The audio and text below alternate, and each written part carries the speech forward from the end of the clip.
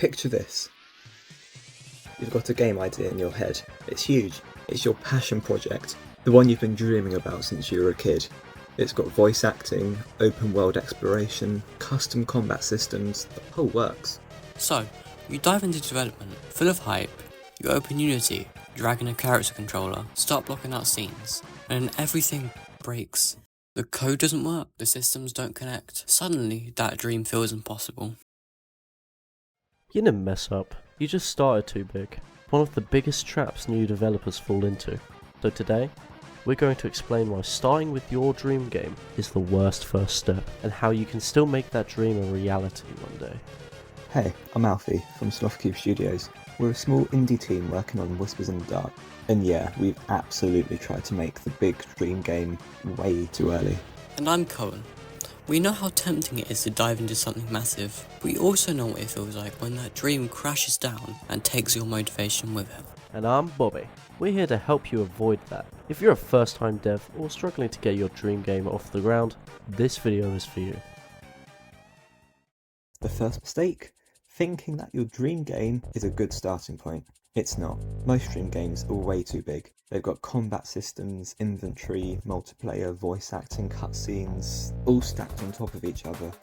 But here's the thing, those systems take entire teams to build.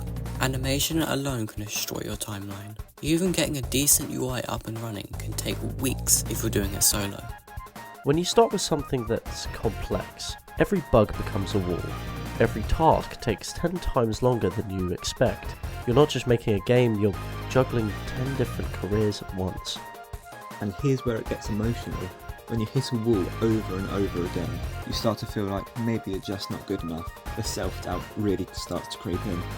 But it's not about talent, it's about timing. You're taking on something that would be hard for an entire studio and expecting to finish it solo. Of course it's overwhelming. And the worst part?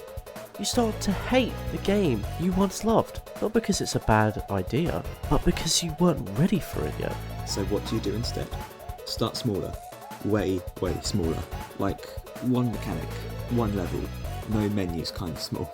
Small games teach you the fundamentals, how to plan, scope, build, test and ship. That experience is gold. It builds muscle memory for real game development. And the best part, you actually finished something. That's huge. Most beginner devs never finish their first game because it's just too much. Small games flip that. The dev of Stardew Valley?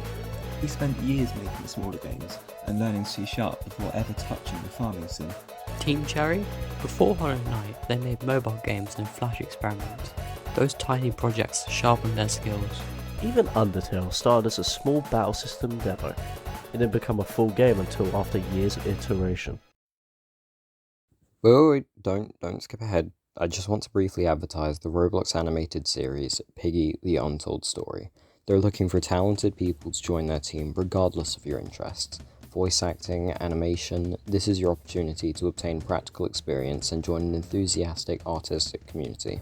So please, regardless of whether you want to participate in working on the show, joining the server would still help the production of it, and you can keep up with almost daily updates on how the show is going.